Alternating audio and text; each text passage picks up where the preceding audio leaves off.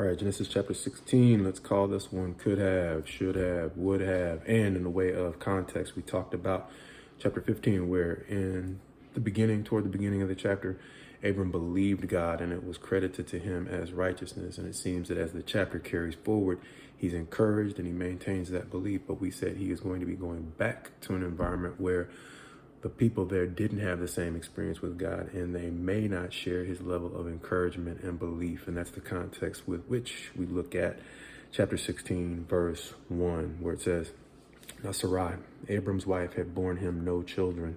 She had a female Egyptian servant whose name was Hagar. And Sarah said to Abram, 'Behold now, the Lord has prevented me from bearing children. Go into my servant. It may be that I shall obtain children by her.'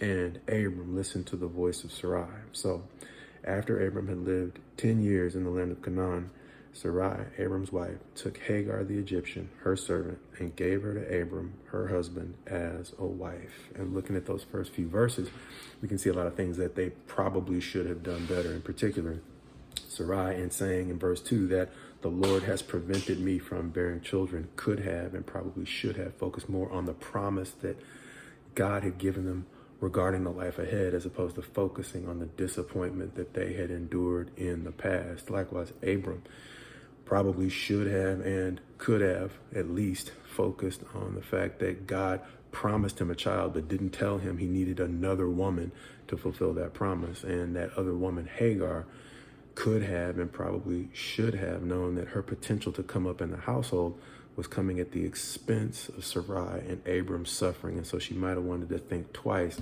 about profiting off of their pain. And so all of those things we can say that they could have and probably should have done better. But the reality on a deeper level is that none of us knows what we necessarily would have done in their shoes. And so now we're seeing the Bible develop themes of righteous versus unrighteous judgment. See, because in a household without standards, that's